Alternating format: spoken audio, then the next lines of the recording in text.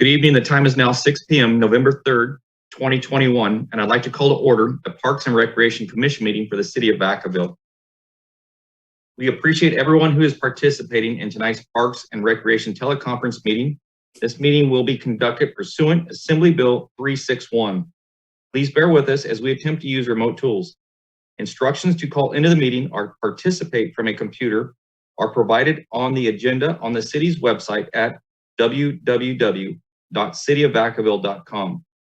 Callers who wish to comment can press *9 to get into the speaking queue. Computer users can click the raise hand button within their Zoom controls to request to speak. Good evening, Madam Secretary. Roll call, please.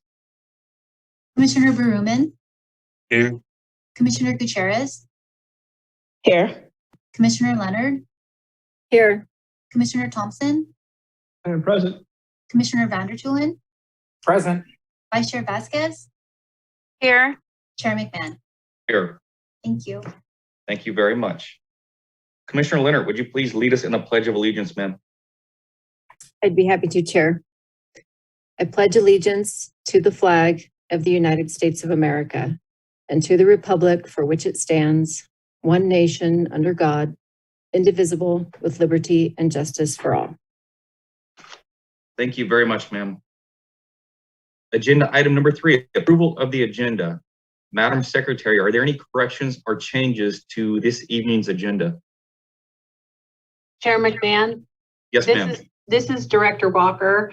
I am requesting that we remove items 11A and 11D. Those are both pending projects and it's premature for staff to report out on those. The commission can expect to see those items on a future agenda. Very good, ma'am. So we will strike 11A and 11D. Any further changes, ma'am? I have none. Okay, seeing none, I will now accept a motion for tonight's agenda as amended. This is Commissioner Thompson. I motion to approve. We have Thompson and a second, please. I'll second Commissioner Berumen. Okay, very good. So I've got Thompson and Berumen. Roll call vote, please. Commissioner Berumen. Aye.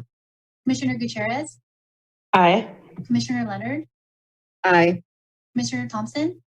Yes. Commissioner Vandertulen. Yes. Vice Chair Vasquez. Yes. Chair McMahon. Aye. Very good. Agenda motion passes. Item 4, approval of the minutes for the meeting of October 6, 2021. Madam Secretary, any corrections or changes to the minutes? For the minutes, I have none, Chair. Very good. I will accept a motion, please.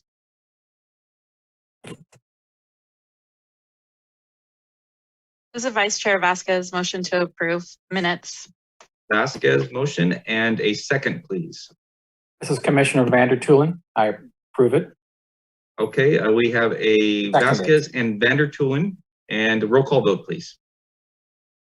Commissioner Berumen. Aye. Commissioner Gutierrez. Aye. Commissioner Leonard. Aye. Commissioner Thompson. Yes. Commissioner Vandertulen. Yes. Vice Chair Vasquez. Yes. Chair McMahon. Aye. Very good. Motion passes. Item 5, communications. This is the time for introduction of written correspondence received prior to the meeting. Madam Secretary, do we have any communications this evening? Chair McMahon, this is Director Walker again. Yes, ma'am. For communications, a letter was received from Tom Filippi, who has spearheaded the Play for All Park project, and he would like to take the commission on a tour of the park. So staff will coordinate with Tom on a couple of potential dates and then follow up and determine which works best for the commission. A second letter was also received from Doug Chen of Discovery Builders related to the North Village Development Project. A public outreach meeting is scheduled for November 17th on this project, and additional details on the meeting will be forthcoming for the commission. And that's it. Very good. Thank you, Director Walker. And yes, I look forward to that tour out at Play for All, and I hope to see some of the other commissioners there as well. So thank you, ma'am. Item 6, presentations this evening. We have two. Vacaville Arts and Cultural Alliance. Tonight presenting, we have Visit Vacaville President and CEO Melissa Reeves. Good evening, Melissa. Good evening, Sean. Thank you so much. Good evening, Chair McMahon and members of the commission. Thank you so much for taking the time to have me this evening. I appreciate the opportunity to introduce or reintroduce the Vacaville and Cultural Alliance to all of you. Next slide, please. So in 2018, Visit Vacaville started the Vacaville Arts and Cultural Alliance really selfishly, to be honest. We really did not feel like we had a tie to the arts community and wanted to make sure that as the promotional agency for the city of Vacaville, that we had the pulse of what was going on in the arts community and wanted to make sure that we were able to promote and support the arts community, again, through promotion, the best that we could. So we brought a number of members of the arts community together to kind of hear about their events and things that they were doing so that we could best promote them and, you know, frankly, promote our quality of life and also have other things for our visitors to participate in when they're visiting our community. We brought together a large number of members of the arts community that kind of span the whole a whole genre of arts. So we have some of the dance groups from the community. We have the Vacaville Art Gallery. We have VPATs, a number of members from the city of Vacaville, artists. We really wanted to make sure that we were to the entire arts community and continue to welcome new members. So anyone in the arts community that would like to be a part of this group, we welcome them. In 2019, we hosted our first Arts Week. This really is about a 10-day actual celebration of the arts in Vacaville. And we had everything from an art walk downtown to the gallery held a special exhibit. The museum did the same, and we continue to build on that event year after year. The first week was held in May. We've since moved it to September. And although we had 1 year off during the pandemic, we did bring it back this September and intend to bring it back year after year a little stronger each time. Next slide. This week during Arts Week, again held the third week of September, we also launched an art trail. This art trail was launched in partnership with Visit Vacaville and the Vacaville Arts and Cultural Alliance. And it is a virtual trail where you can visit all of the sculptural and bronze statues around the community, as well as a number of murals. This is what we call a gamified trail. So our visitors and residents can follow the trail. They can check in at each piece of art. And when they get 50% through the trail, they can come to Visit Vacaville, and we've got a special prize for them, and the same when they finish the trail. So we like to entice people to move throughout the community, see all the amazing works of art throughout. And we do intend year after year to add additional pieces. I will tell you right now, all of the pieces on the trail, there are 20. They are all outdoor exhibits right now. We are not doing anything. And the city has an amazing collection of artwork that's in City Hall and a number of other city facilities around the community. We did not include those at this point, knowing that due to COVID, we position where not all of those facilities are open on a regular or consistent basis. So we hope to add those, and we hope that the city will be adding additional pieces of art over the years, and we will continue to add to that trail. Next slide, please. So again, more on the arts trail. We, as I said, have a prize. So we hope that all of you will go out and take our art trail. We have a very special prize for all of you if you stop into our office. And actually a little bonus, you can finish the trail at our office because we do have one of the museum's bunnies in our office, and you need to check piece to finish the trail. So we'll give you a prize when you come see Van, our bunny, in the office. Next slide. I did want to mention it's very exciting for us, but we were able to partner this year with the Parks and Recreation Department to request ARPA funds for a citywide art strategy. There will be an opportunity for the community to respond to a survey on those items that are most important to them. And we hope that not only you, but the community will definitely support the art strategy. We think it's really important. to move the arts forward in our community. And we think it will really give us a roadmap as to how the Arts and Cultural Alliance and your Arts Advisory Committee can both work together and really figure out exactly what each one of our groups is responsible for.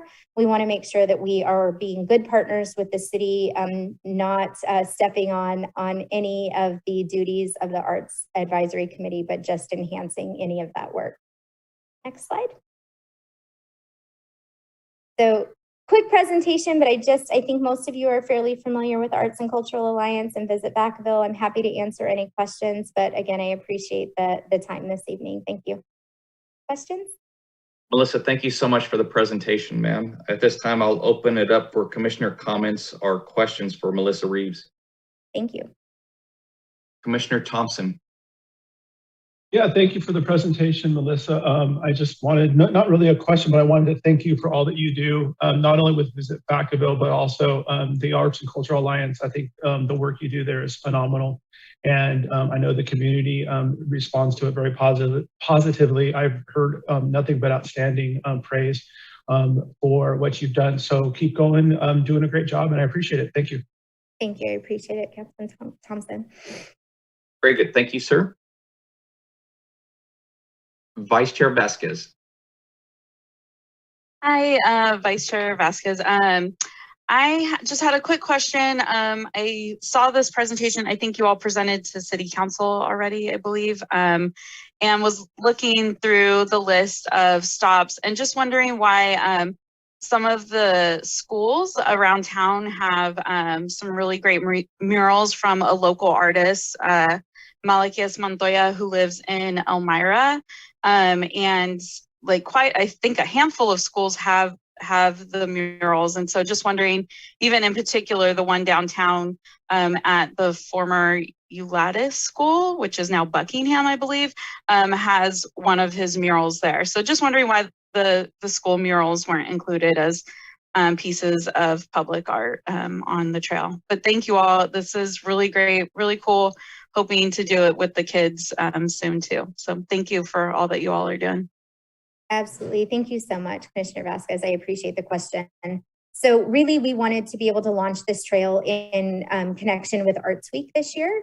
And so to do that, we really started with the city's collection. But as I stated, we really are looking to be able to expand on this. And it's actually really important to us that we continue to expand on the trail, add additional pieces. Thank you so much for the recommendations. We will look at those right away. We really want to keep this to be a compelling tour and want people to want to do it more than once, with just 20 pieces, and so many of them are actually very concentrated in the downtown. So it's very quick to finish this tour. So for us, it's actually really important that we add pieces around the community where, we can, again, expand on this. So thank you for the recommendations. We will continue to add to it, and we will look at adding those murals as soon as we can. Thank you so much. Thank you very much. Any further commissioner comments or questions for Melissa? I see no hands. Melissa, thank you so much. It is exciting to know that we are in the process of perhaps partnering with you, Visit Vacaville, on a citywide arts strategy. I know we've talked about murals downtown for a long time, and I hope that we eventually start to see those here sometime in the near future, as it will just do great things for our downtown and our city. So thank you so much, Melissa. And again, thank you for everything you do for our town. We appreciate it. Thank you so much for the time. I appreciate it. And we so appreciate the partnership with the city of Vacaville. They've been so accommodating and so wonderful to work with at Visit Vacaville. So thank you to all of you for your support. And I appreciate your time this evening. Thank you, ma'am. Have a nice evening. Item 6B, adult and youth sports and concessions. And tonight's going to be presented by Recreation Coordinator Jennifer Baker. Hello, everybody. This is Jennifer, and I'm actually the Recreation Coordinator for Youth and Adult Sports for the City of Vacaville. And tonight I'm going to discuss both programs, share some highlights, and discuss and look what's on the horizon. We'll go ahead and start with youth sports and everything that's been accomplished in 2021. Next slide. With youth sports, we aim to provide recreational experiences that promote health and wellness, foster personal development, and provide lifelong learning experiences, all while promoting teamwork, sportsmanship, perseverance, and goal setting. And at its core, we do give the youth of Vacaville the opportunity to have fun. Next slide. We offer the community a wide variety of league sports. So there's something for everyone and always something new to try as our players grow and develop different interests. Our league sports are powered by volunteers. They provide a platform to develop sport-specific skills, and they naturally foster what it means to be part of a team. In 2021, we hosted a successful season of T-ball, are currently running baseball and volleyball, and are starting to gear up for winter basketball. Many of these programs experienced an increase in participation from 2019, the last time they actually ran. Next slide. We also offer classes and programs in a session-to-session format for all ages and skill levels, even classes for our tiniest athletes, ages 2 to 4, offering all sports and basketball training courses.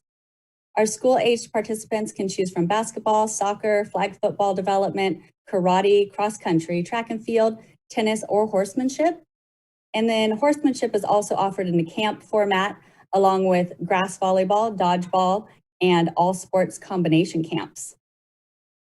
Next slide. Despite the challenges with COVID, we're able to bring on several new programs this year. We're now offering online gaming leagues for ages 8 and up. We have Madden 21, Rocket League, Fortnite, Super Smash Brothers, and our skateboarding camps and classes were full with wait lists, and our girls fast pitch currently has 170 participants. We ran several baseball clinics that focus on live game scenarios and ran a track and field camp for the first time. We also saw an increase in demand for outdoor PE type activities that we were able to offer. We offered PE in the park, Just for Kids Move, and football conditioning as well. Next slide. When discussing sports, we definitely have to discuss our programming that we offer at the Georgie Duke Center. The facility hosts the majority of our drop-in programs and is also the home of our boxing program that offers both beginner and intermediate level boxing instruction. And then recently we found ourselves in a unique situation, being that the Duke Center is located in the same parking lot as Buckingham Charter School. And Buckingham's going through some major renovations and they do not have their own gym at the moment. So we've opened the doors for their students and they're utilizing our facility or the Duke facility for their PE programming and then some general after school usage. And in fact, we're gonna start hosting their JV basketball team practices starting this month. Next slide.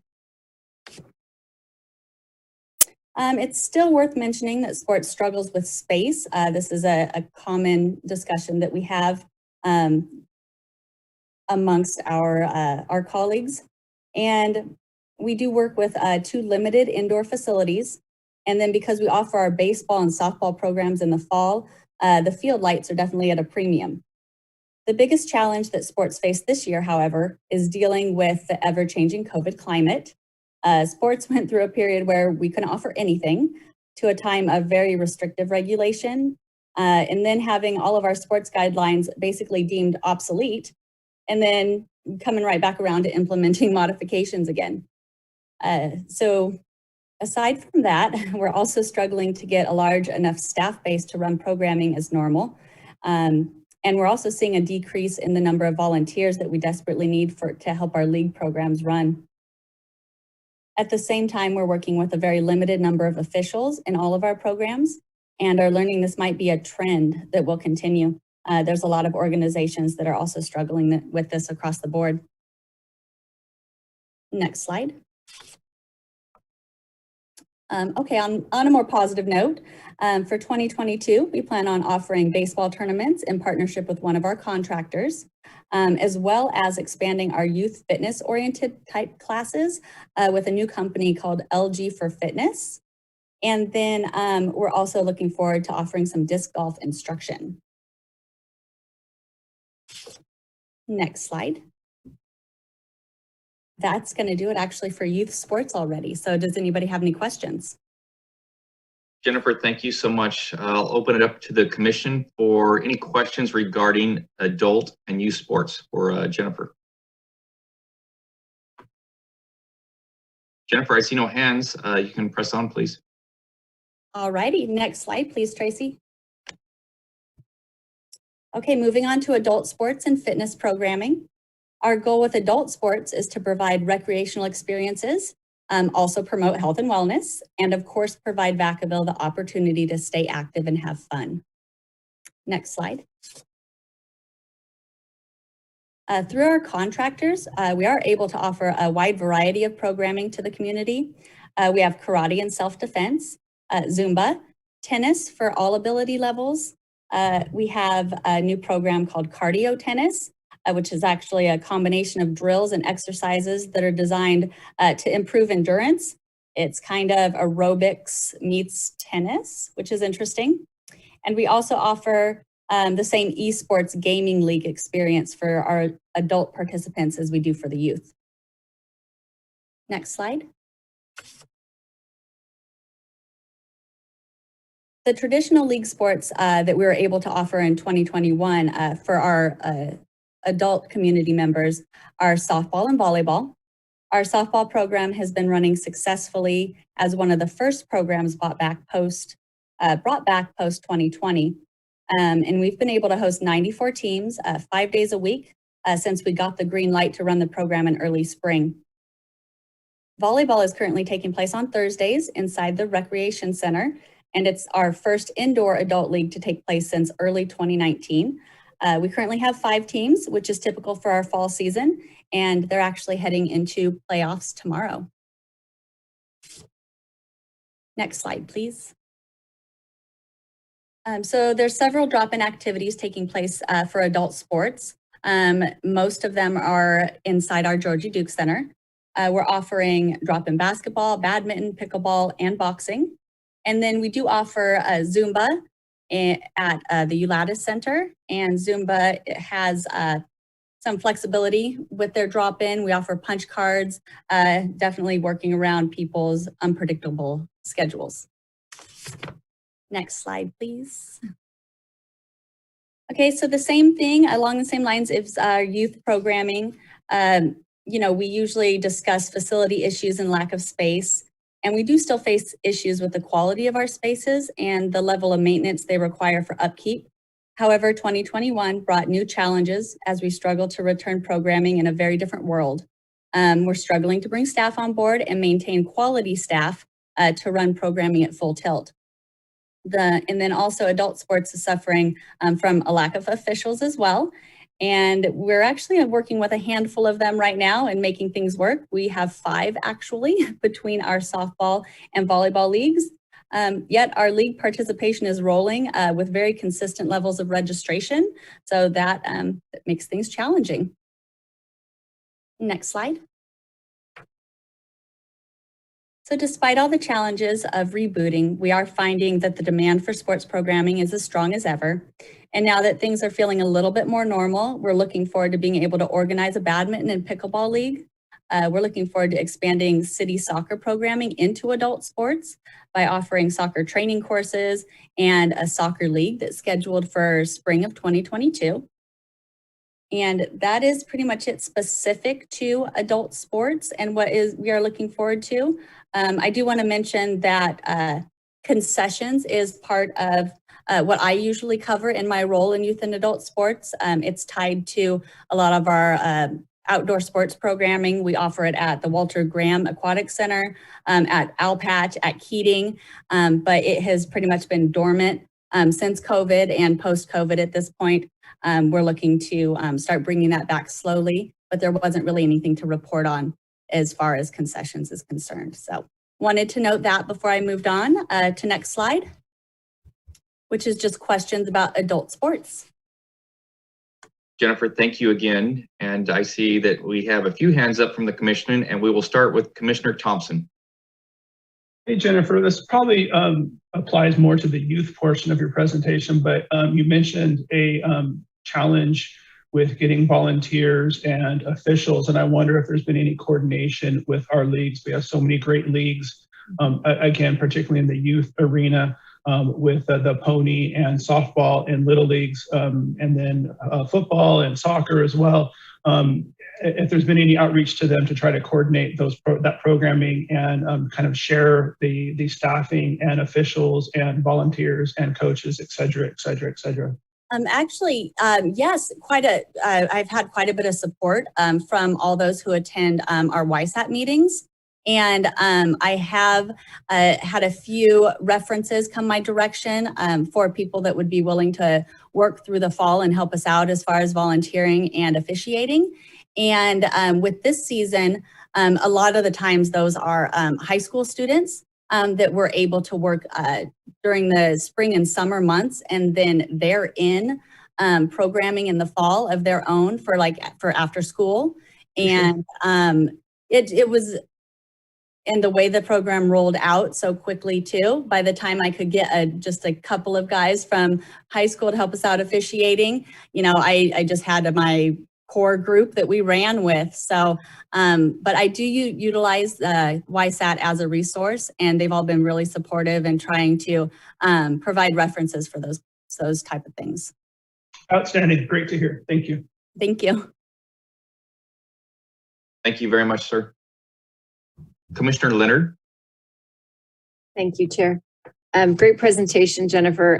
Every time I get my events guide and I flip through it, in the middle of a pandemic, I'm impressed by the broad offerings that we've offered to the community in adult and youth sports. It's really pretty expansive, and I'm always impressed. And when I saw the slide about the 94 teams in softball and the 5 teams in volleyball, for future presentations, if it works for staff as we recover with the numbers, to be able to see how many people, actual participants we have, both actually in the programs and maybe on the waiting list, might help the commission kind of understand the needs across the city and what you guys are dealing with in terms of volumes of people.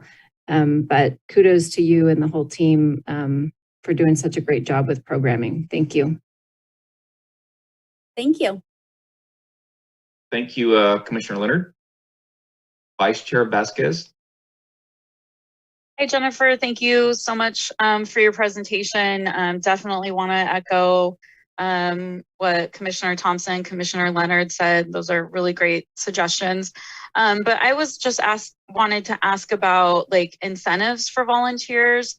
Are there any? What do we offer those who you know, are volunteering, say, to coach in like t-ball or baseball, or you know, folks who you hire to do refereeing or umpiring? Are there any incentives for folks to do this? And if not, could we include some sort of incentive to encourage to get volunteers? As you know, being a former volunteer myself with boards, it's like herding cats and trying to really encourage people to get involved.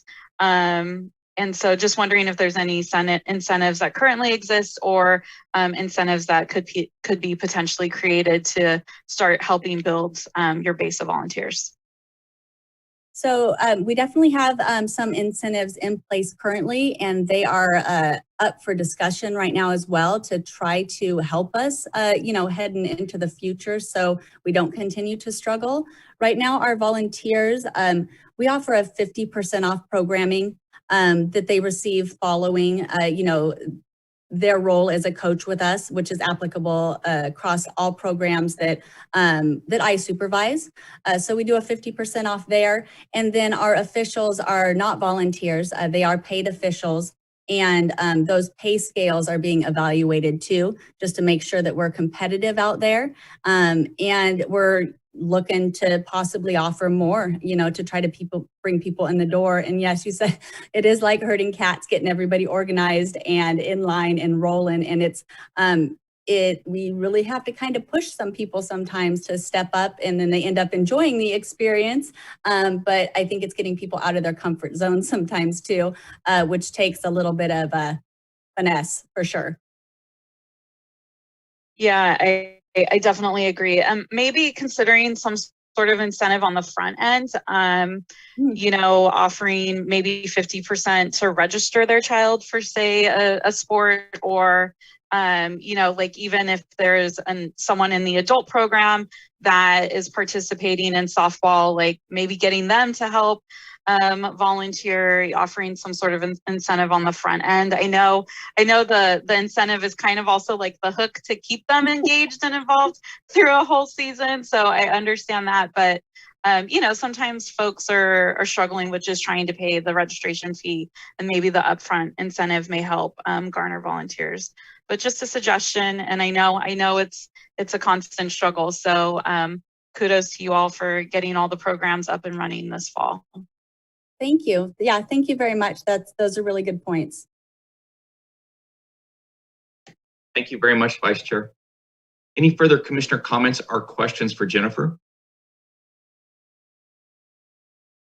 Jennifer, thank you so much. And I just kind of want to echo what Vice Chair Vasquez hit on. You know, and not only incentives with programs, but you know, again, it's just a different time. We're in a different place than we were a year or even 2 years ago. You know, perhaps for our volunteers, maybe offering a season pass for the Creekwalk concert series, or just something, you know, again, just thinking outside the box here, you know, just to reward our volunteers for their dedication to our youth and the programs that we have to offer. So Jennifer, thank you so much. I know it's been a challenging year and a half, and we appreciate everything you do. Thank you. Thank you guys so much. Thank you, ma'am. Item 7, business from the floor. This is the time to address the commission with issues that are not on the agenda that are within the commission's subject matters jurisdiction. Maximum of 3 minutes per speaker. And tonight, I would like to start with Director Walker. I understand that we have an introduction this evening, ma'am. Yes, thank you, Chair McMahon. I'd like to take a moment to introduce new park planner Nemo Gonzalez to the commission and to the public. He came on board with us about 2.5 weeks ago. He's been very busy getting a handle on all of the department's various projects. And I'm going to turn it over to Nemo for a few minutes so he can share a little about himself. Thank you, Carrie. Good evening, commissioners. My name is Nemo, and it's good to virtually meet you guys. I look forward to meeting you guys in person at some point. A little about myself. I was born and raised in Santa Cruz County. I lived there until I was 18, and I went off to college. I have a degree in landscape architecture from Cal Poly, San Luis Obispo. And I am a registered landscape architect, and I've been working as a consultant for 15 years. I've worked for lots of companies, big multidisciplinary firms that do engineering and architecture and landscape architecture. I've worked for smaller firms, niche firms that do lots of park projects, but I have a good amount of experience in all kinds of development projects for the private and the public sector. You know, for the sake of keeping it under 3 minutes, I want to sort of say that I'm very excited to be working in municipal park planning, and this has been a bit of a dream job for me for the last few years. I've been pursuing it, and I'm especially excited to do it in my backyard as I live 10 minutes from here. So I look forward to using some of these parks that I get to work on. Thank you all. Nemo, thank you so much. Welcome to Vacaville and welcome to the Parks and Recreation Department. And we look forward to working with you. And I look forward to meeting you, sir. Thanks. Madam Secretary, I see a hand up from the public. I will open public comment at this time. A reminder of 3 minutes, please. Okay, phone number ending in 658. I'll open your mic.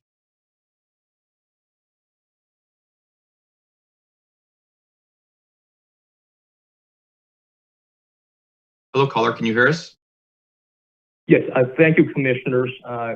Thank you for letting me speak. This is Doug Chan. I represent Discovery Builders, the applicants with the North Village Development. And I provided a letter dated November 2nd. Hopefully you have the letter just to give you an update and also give the public an update on our application process. And the North Village, just to give you a quick background, is a master plan development with 2,500 residential units, an elementary school, a college, 2 parks, a business park, and a commercial parcel. The south half of North Village will be referred to as Area Plan 1 or AP1. It's just about built out. We have 1,300 residential units there. A park, which that park we dedicated the land and paid the park impact fees, and the city actually constructed the park. And the college, the Solano Community College, is built there. And what we're missing there is an elementary school, which was supposed to be built in AP1, but Vacaville Unified School District elected not to acquire that site due to Nut Tree Airport flight zone concerns. So because of that, we agreed to reserve a site for the elementary school in AP2. And we're currently starting the design work on AP2, which is the north half of North Village. And it will have about 1,200 residential units and another park and trails, and again, the elementary school. So the approved plan use configuration is in that letter, and it has the elementary school right up against North Village Parkway, which is a major arterial street, and the park across the street. It's not ideal because it does not allow for joint use between the school and the park. So we submitted an application to reconfigure the site plan, and hopefully it will be coming before you very soon. And in that letter include has various figures to show the different maps that we have submitted. Also attached to that letter are 2 park configurations that we have been working with staff on. And again, we're placing the school right next to the park to allow for joint use, to allow the school to use the multi-use field, the turf field in the park, and also allow the park to have a after-school care center for the elementary school. Again, thank you for letting me speak. If anyone wants additional information, they can send an email to northvillage@discoveryhomes.com. Again, northvillage@discoveryhomes.com. Thank you. Mr. Chan, thank you so much, sir. Your letter was received and presented as correspondence this evening by Director Walker. I appreciate it, sir. Thank you. Madam Secretary, any further callers from the public this evening? There are none, Chair. We will close public comment. Moving on to item 8, reports of Park Manager David Jacobson.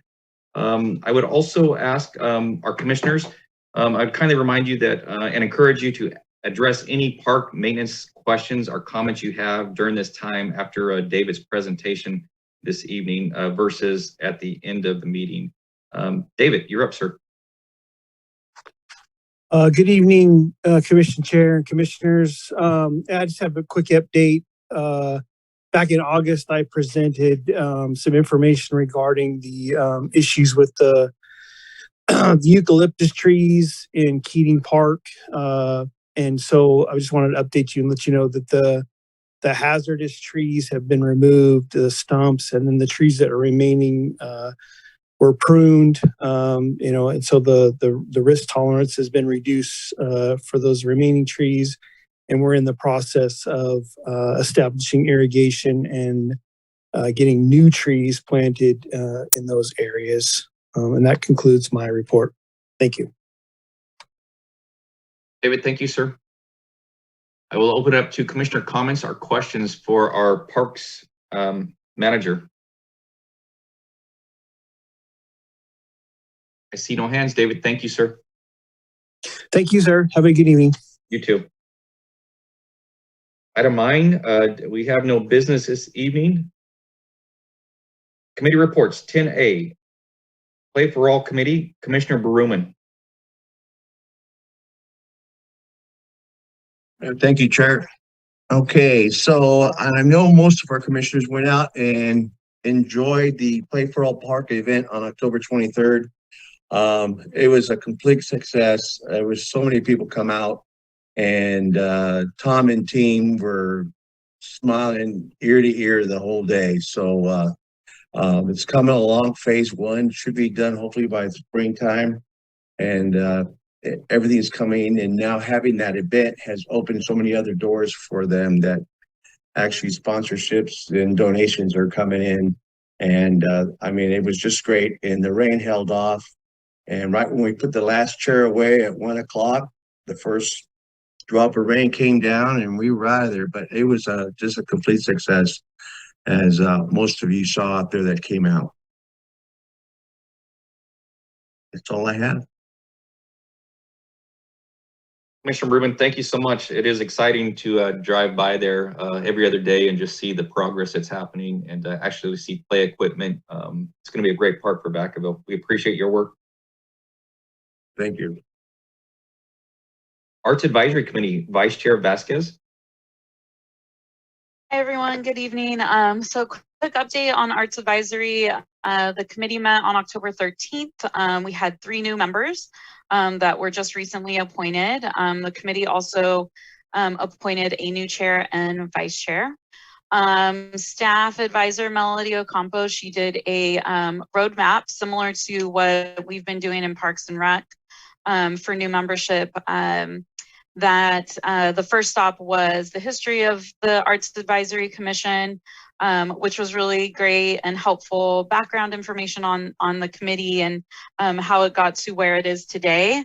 Some of the members shared some feedback and interest in potentially having more meetings, potentially expanding membership to include ex officios, wanting more engagement with the public, and instituting a potential art strategy and seeking out more funding. So the new committee has lots of good and fresh ideas that they were able to give Melody, so that was really helpful.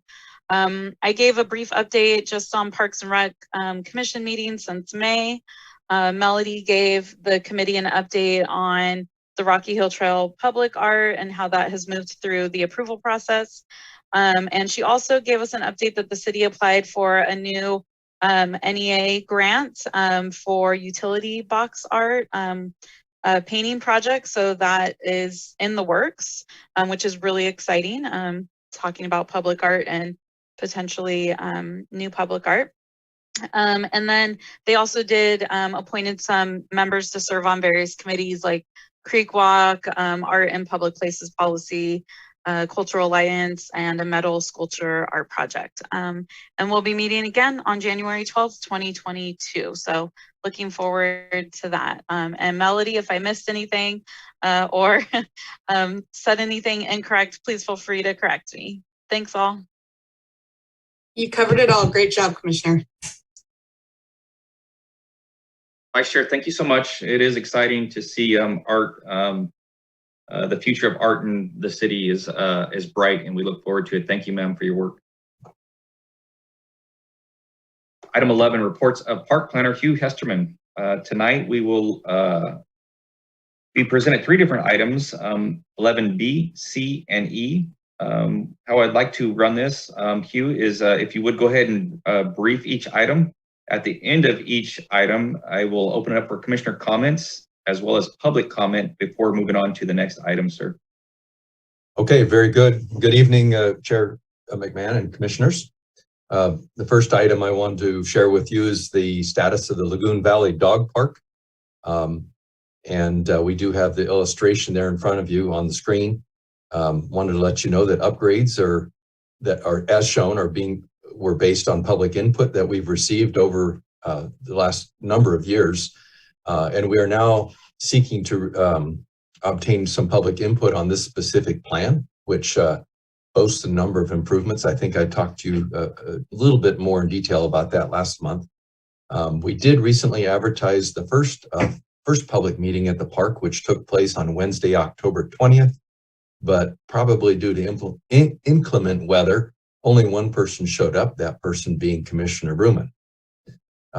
Staff does recognize that different user groups meet fairly regularly on different days and different times, and so we'll try to coordinate a couple more meetings to hook up with people that are actually out there using the park. So that's all I have to share about that item.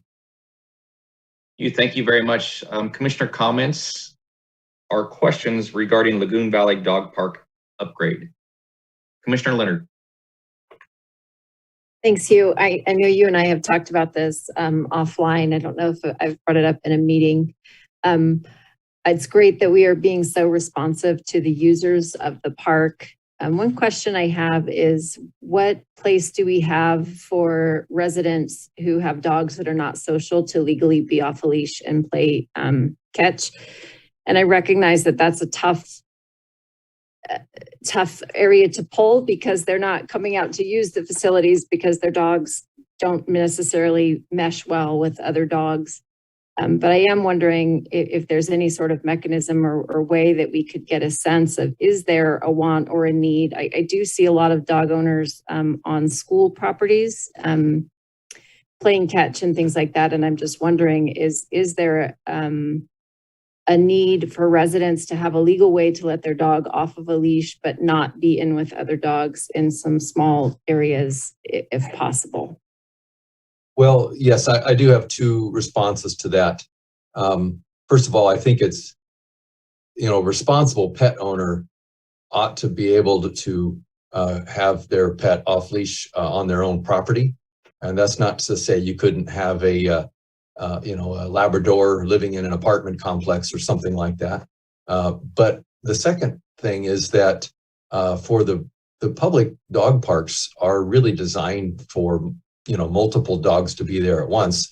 However, there are off times when there aren't anybody there. And for those who have dogs that for some reason or other don't get along well with other dogs, I encourage those owners to seek out those times when the dog park is empty and to utilize it and hopefully learn how their dogs can become socialized by feeling comfortable in the dog park when there are no other dog owner or other dogs and owners present at that current time. Thanks, Hugh. Thank you, Commissioner Leonard. Commissioner Vander Tulen.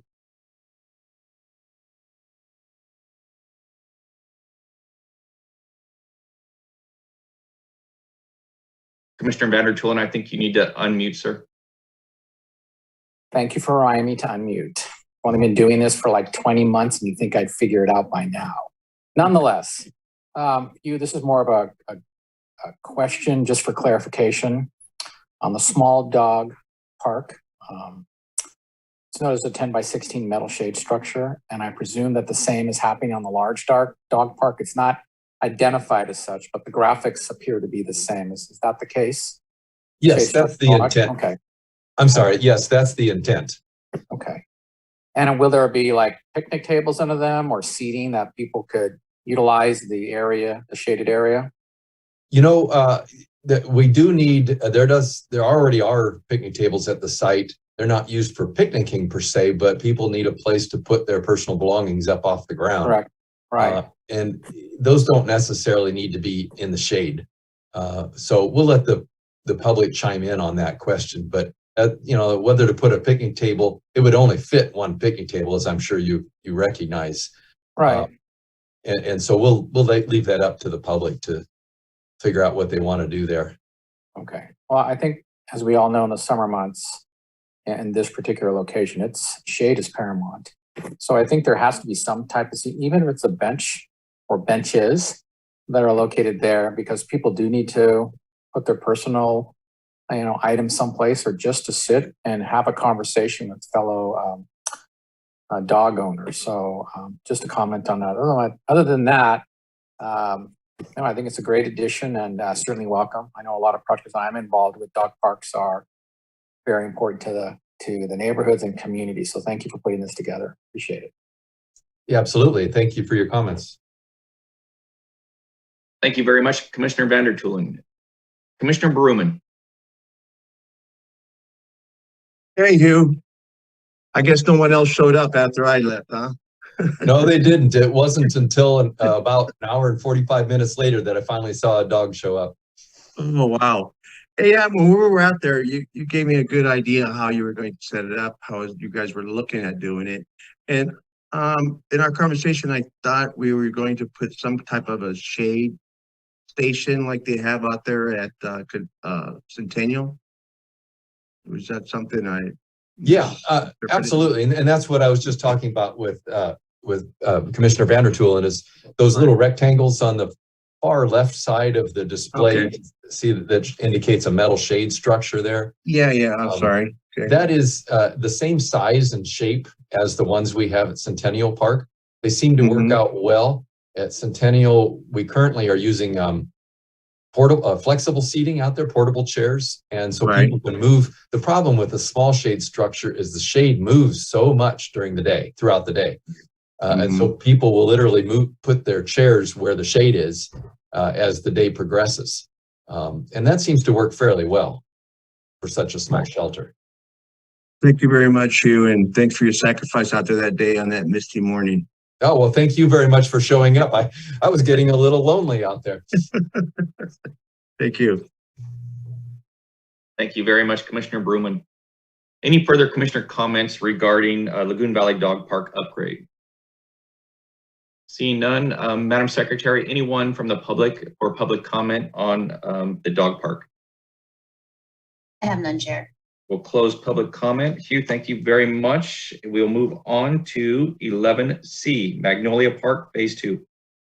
Yes, thank you very much. So as previously reported to this commission, the developer of Southtown Phase 3, and this is the developer surrounding the eastern portion of the oval, residential oval there, has agreed to construct Magnolia Park Phase 2, which is what you see on your screen there. And that's largely reflects the original master plan that was approved many years ago. And we were waiting for this development to proceed before building this phase of the park. And that time has come. And so we are now beginning to prepare construction documents that would reflect what you see on the screen here. We did want to, well, because this has been so long anticipated, we wanted to hold a public meeting and let the existing residents have an opportunity to know what's going to happen and when it's going to happen. And then also there's a very unique thing happened out here at Magnolia, was that it was such a popular park that the residents in the existing neighborhoods weren't able to find time when they could actually use the picnic areas themselves, because people would literally camp there overnight to try to claim a picnic area for their child's birthday party or whatever. And so they petitioned this commission to add those three picnic areas to our reservation system, something which we don't normally do with neighborhood parks. They were, I would say, satisfied with that process. And although they have to compete with everyone else, they at least know that if they pay the reservation fee, they can be assured of having the shelter at that time. So in this next phase, we're actually going to be adding another picnic shelter. And so we want to ask the residents if they would like this shelter to be added to that reservation system. My anticipation is that they will, but we want to make that a little bit more formal. So we have a meeting scheduled, a Zoom meeting scheduled for 6 p.m. on Thursday, November 18th. You all will be getting a notification of this flyer. We just finished drafting it today. It will go out both in the U.S. mail and also over social media. So that ends that part of the park report. Thank you very much, sir. I will open it up for commissioner comments regarding Magnolia Park Phase 2. I see no commissioner hands up. Hugh, can you please refresh my memory, sir? Do we have a commissioner assigned to this park phase project? No, we do not. To my knowledge, that's not something we've normally done in the past. Okay. We do have people that live, officials that live in the neighborhood, and they, of course, will be getting notification of the meeting also. Very good, sir. Thank you. I'll go ahead and open it up for public comment regarding Magnolia Park Phase 2. Madam Secretary, anyone on the line? No one on the line, Chair. Okay, we'll close public comment. Very good, Hugh, thank you. We are moving on to 11E, Facility Naming Committee. Yes, so this is just simply a reminder that we do have a facility naming committee and that we do have a number of pending projects or projects that are going to need names fairly in the near future. And so that committee will need to meet and start figuring out how we want to approach the naming. And I'd like to remind the entire commission that we do have a formal facility naming policy that we will be following, as we do with as we have in the past. It's fairly time consuming as we discuss all these different names and how to best represent the city. I think we've done a pretty good job in the past. So it's kind of a fun thing to do because we look at the history of the area and any special people that need to be recognized, anything that's unique about the particular park site, and other things that we take into account. I do have a couple other minor things I wanted to touch bases with on tonight, if there's no comments on that. Very good, sir. We'll go ahead and open up for commissioner comments. Vice Chair Vasquez. Hi, Hugh. Can you remind us who's on the facility naming committee? And then are you able to disclose which sites that are going to be up for naming soon? Well, sure. I think maybe I'd let our secretary, hopefully she has access to the list of those who are currently on the naming committee. This is Director Walker, Hugh. I have these right at my fingertips. So okay. The facility naming committee is Commissioner Leonard, Commissioner Vandertoolen, and Commissioner Gutierrez. Great, thank you very much. And just some of the facilities that we have in front of us include the park in Roberts Ranch, the future Green Tree Parks, the neighborhood park that's coming in North Village, the Vanden Meadows Park, and a few others. So there's several facilities that we're going to be looking at in the near future. Also, I might just take this opportunity to point out that it's very helpful to have a name as the park gets into the design stage, because then we can reference it that way consistently throughout all the documents, the public outreach, and then finally even put a name, a sign at the park when it's actually constructed. So there's no misconstruction or we don't misconstrue which park we're talking about at any given time. Hopefully that answered your question. Yes, thank you. Of course. Thank you, Vice Chair. Any further commissioner comments for Hugh regarding facility naming committee? I see no hands from the commissioners. Madam Secretary, anyone on the line for public comment? None, Chair. Okay, we'll close public comment. Hugh, thank you very much. And I understand that you do have a few more items you'd like to talk about this evening. Yes, just to apprise the commission of the status of the construction in Lagoon Valley Park that would serve the lower Lagoon Valley development. I've been apprised by the construction manager that it looks like they will be installing, or they're hoping to begin installing sewer and water lines within the park road, hopefully in the late end of November. And so that will require the closure of the north gate for a period of time and have the public enter by the south gate. And that'll flip back and forth throughout the construction phasing a couple times.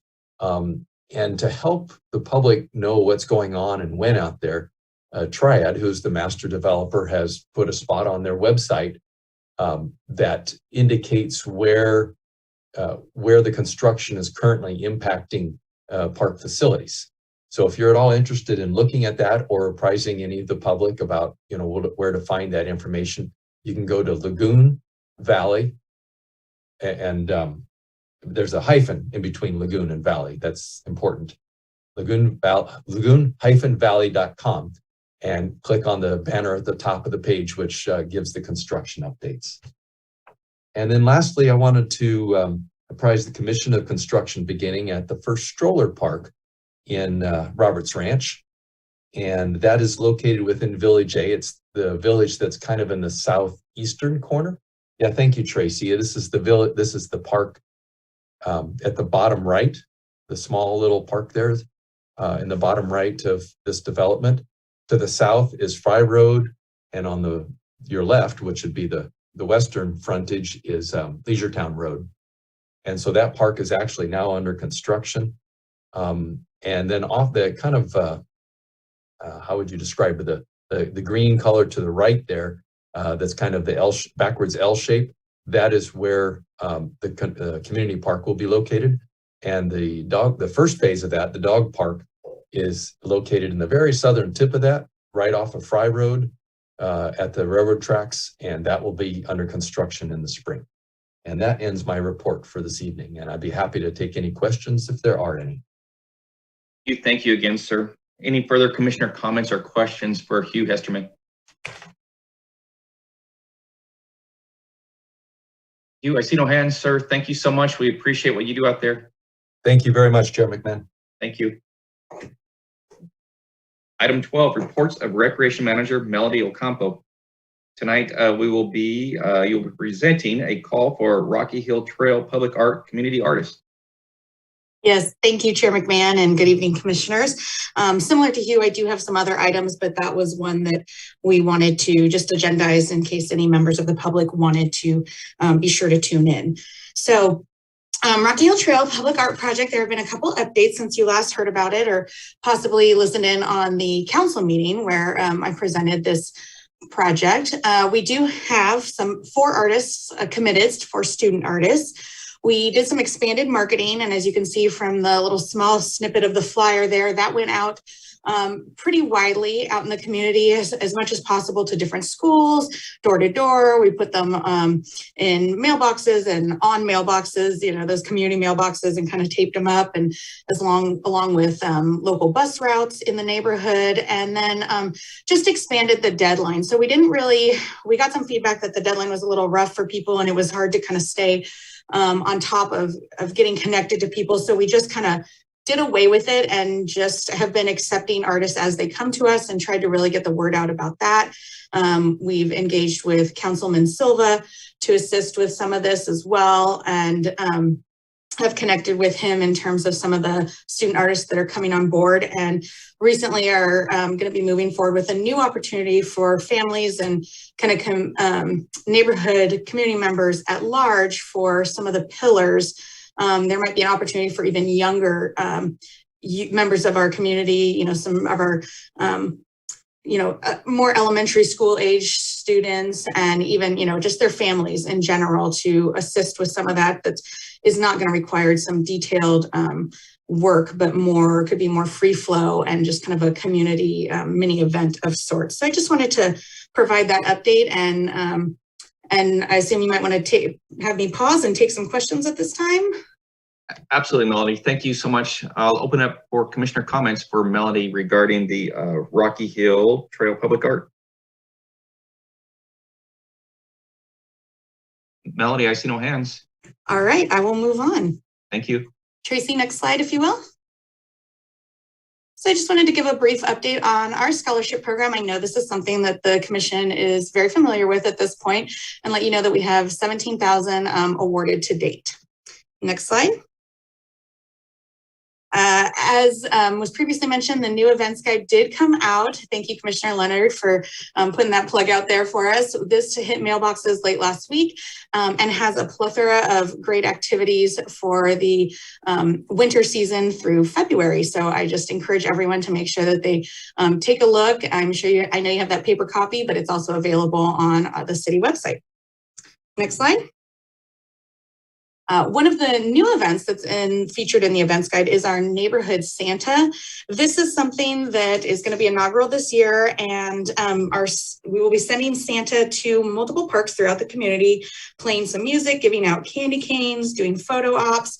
Staff are working to put together a map and have been had a little bit, there's no registration required, but there have been some folks who have kind of signed up kind of unintentionally. We left that somehow open on our website. It was a completely free thing. And so it's helping kind of guide some of the interest and where exactly we will be sending Santa. But we are planning to have a fire truck as part of this event, pending any need out there in the community. So that's not guaranteed, but, should be present for most evenings and events. And this should just be a really fun one. As I mentioned, there'll be a map coming out as we get closer to the event dates, and we will be publishing that. And so folks can go out and just kind of have a fun night in their local neighborhood park and visit with Santa and get some fun family photos, hopefully.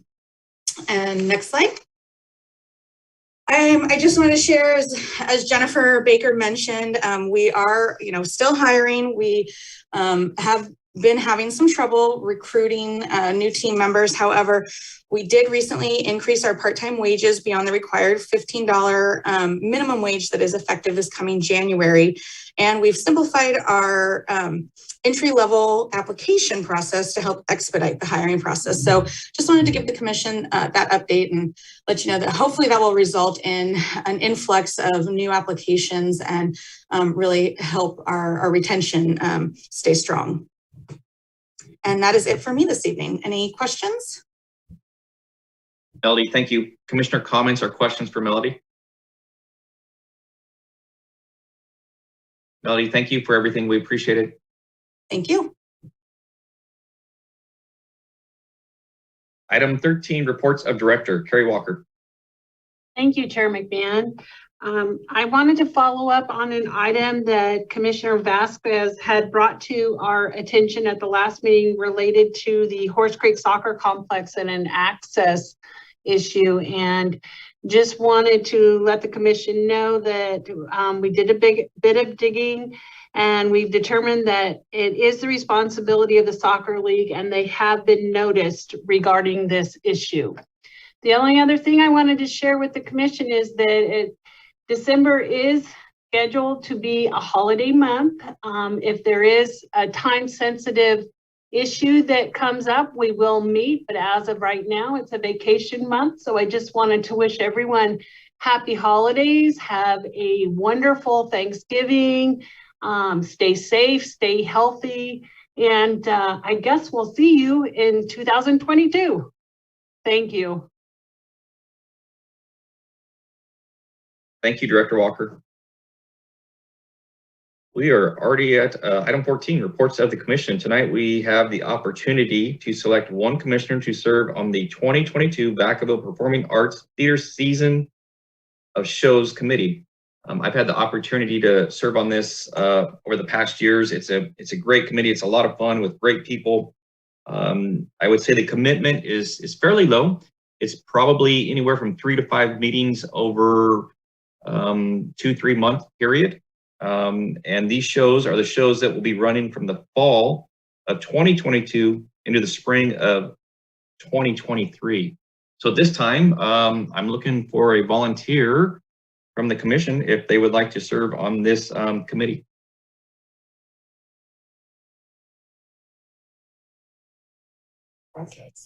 Chair, I will yield if there's any other commissioner that would like to sit on this committee, but if there isn't, I'd be happy to fill in that role. And likewise, Commissioner Leonard, I would be happy to volunteer for this as well. So if seeing none, I know that you have served on, or you're currently serving on several committees. So I'd be happy to do that if that's okay with you, if no other commissioners are interested. Chair, just wondering, do you know, are these meetings in person or are they Zoom? Well, that's an interesting question. As we progress into the future here, I really don't know that. Director Walker, would you know the answer to that?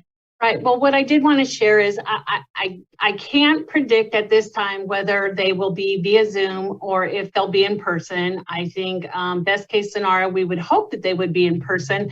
But the other thing that I did want to share with the commission, these are generally a once a month meeting in the afternoon on a weekday. So I wanted to make sure that the commissioners were aware of that. Absolutely. Commissioner Gutierrez, would do you think that would work for you, ma'am, or would that be a conflict with your schedule, ma'am? Yeah, I would love to, but I'm the primary person responsible for pickups and drop-offs with my boy, so I better yield for now. I completely understand. Okay, very good. Commissioner Leonard, I know, once again, ma'am, you serve on several committees. I'd be happy to do this, but I'd be willing to let you serve on it if you so desire. No, it sounds like the naming committee is going to start getting busy. So I'd be happy to let you serve. Thank you, Chair. Thank you very much. I will be happy to serve on that committee.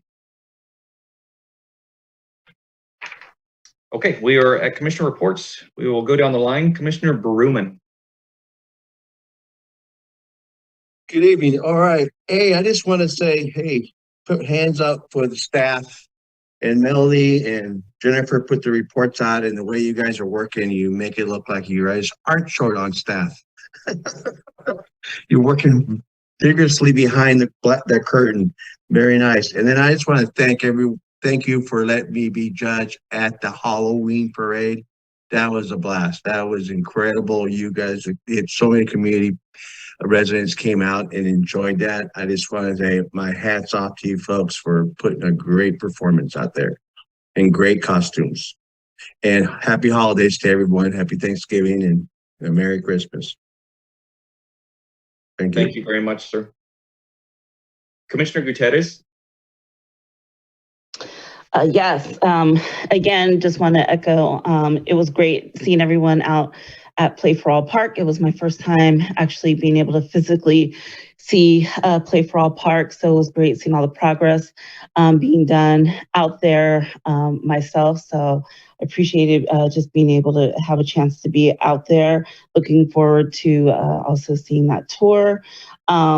Also, staff, thank you for all of the emails on all of the events that have been coming up. It's been great just getting those notices. I haven't been able to do everything, but it's just been really nice getting those updates on all of the things that have been coming up. I've definitely been able to keep my calendar full. So Tracy, I appreciate you sending. It cannot be easy keeping all of us on track, but I definitely appreciate the effort of just keeping us up to date on everything that's coming up. And again, happy holidays to everyone and see you in 2022.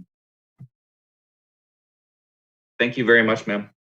Commissioner Leonard. Thank you, Chair. I echo Commissioner Berumen's comments. The Halloween parade was fun. Dogs in costumes and candy and kids running around in bubbles. It was really fun to see staff dressed up, and it was a great way to spend the morning. So thank you for that opportunity. And just kudos to staff. You are collaborative, you work with the school district, you work with Solano County Office of Ed, you are receptive to the community and work really hard for outreach. And juggle all the logistics of a very complex schedule, and you make it look so easy. And there are so many wonderful things about all that you're doing. So thank you for your hard work and effort. It definitely makes Vacaville a better place. Absolutely. Thank you so much, ma'am. Commissioner Thompson. Yes, I want to wish everyone a very happy holidays since we won't be again together until 2022. As always, thank you staff for all of your hard work and continuous efforts. And that's it. Happy holidays, everyone. Thank you very much, sir. Commissioner Vander Tulen. Well, good evening, everybody again. So I too had the opportunity to visit Play for All when they had their open house before the storm door opened and gave some of us 7 and 8 inches of rain that following day or evening. So, but I've driven by that property many times on my travels to and fro. And it was really exciting to be on property to walk around, see the progress. They have accomplished a lot, and it's amazing. That's all volunteer and donated materials. So, credit to the group that's involved with that. I'm excited to be there, and I too look forward to the formal tour that's planned.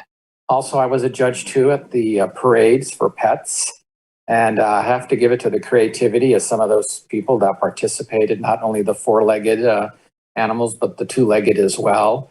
Some people really put their heart and soul into the activity. So, and again, hats off to the city that put that on. I was quite amazed the number of people that showed up for that, both participatory and just watching the event. So great event. Really appreciate the opportunity to participate, and it has been echoed by everybody, what the city does with limited resources and now coming out of this pandemic, hopefully more will be available to the community members and to all my fellow commissioners. Have a wonderful, safe holiday, and we'll see you next year.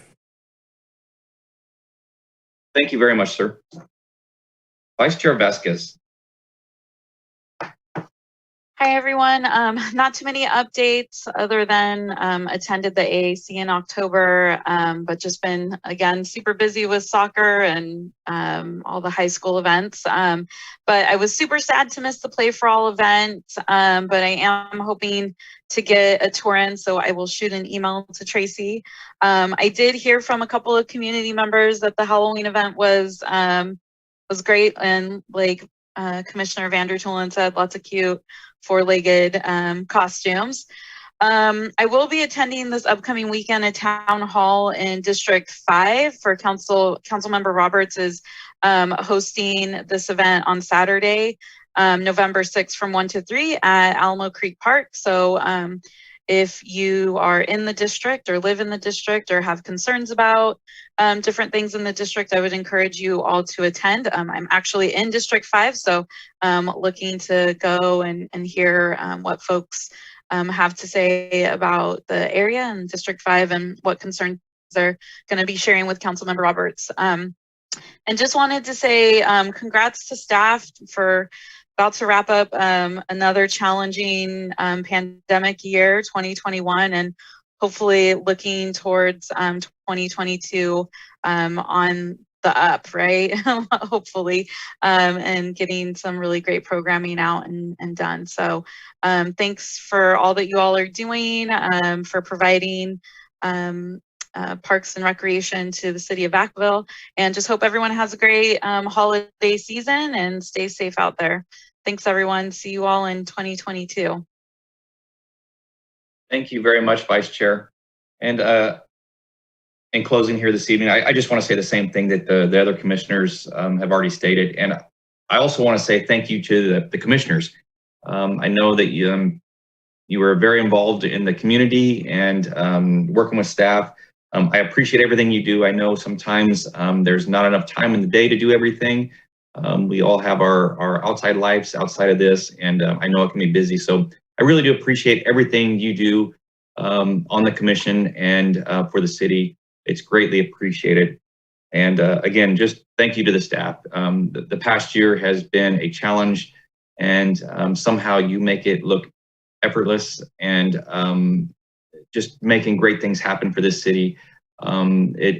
It is noticed and it's appreciated. So thank you very much to the Parks and Recreation team. We look forward to next year, and hopefully we can get this pandemic behind us and get on to what we used to call normal life, whatever that means now. I don't really know, but I look forward to it. So thank you so much to everyone. And with that said, we will adjourn this meeting until the regular meeting of Wednesday, January 5th, 2022 at 6 p.m. Good night, Vacaville.